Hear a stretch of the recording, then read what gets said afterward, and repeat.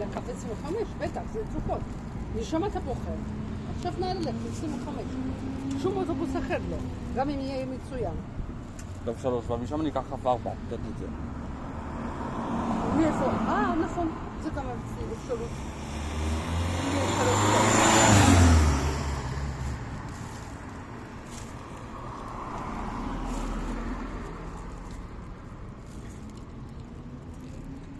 Смотри, если ты мне дашь сейчас позвонить, это я зорнут.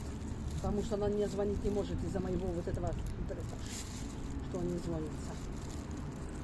בסדר, אבל אתה צריך להתקשר לעובדת סוציאלית. תדע, אבל אני אשמח מאוד לשמוע תודה. пока, בינתיים